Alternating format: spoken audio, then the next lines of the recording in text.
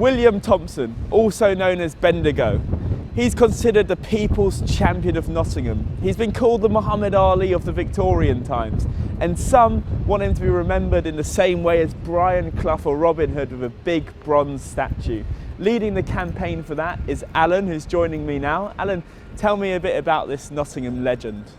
Well, I mean, the fact that we're talking about him, now 200 years on, is remarkable, and he really was known throughout the world. I mean, for one, there's a town or a city in Australia named after him.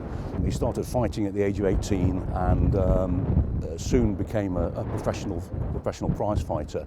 And 21 fights, he claims he won them all. That is disputed by the supporters of a chap called Ben Cornt from Hucknall. But Bendigo say he was undefeated in 21 fights. You talk about that arrogance, and I suppose that's why people do compare him to Muhammad Ali. Bendigo had everything.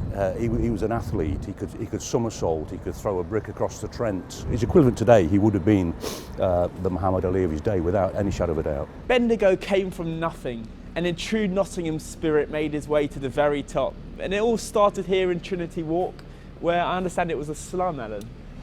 Very much indeed. I mean, Nottingham in the early 19th century really was a desperate place. The poverty and the sanitation was very, very poor, and life expectancy in this actual area was 22 years of age. So not only did he break the odds in terms of how long he lived, but he also went on to achieve bigger and greater things than your common man.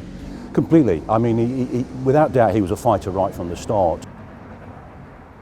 So Alan, we're in the park where Bendigo's grave lies, and I understand you're not very happy that there's no awareness of it. No, the disappointing thing about this location is that it's not visible from the road. Anybody driving past would not know that Bendigo's here.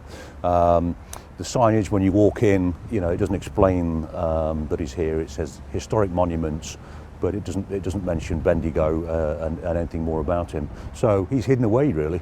Should we go and have a look? Yeah.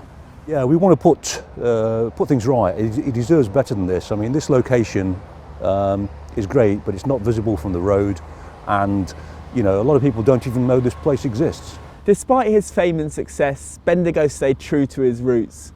He died just a few hundred metres away from where he was born, and this grave here in Sneinton will always remind us of the boxing legend who took Nottingham's flag and held it high for all to see. Jake Meskel reporting for Notts TV. So when I first came and seen the statue, and I pulled up at the lights there and I couldn't see it because there was a big tree in front of it for a start.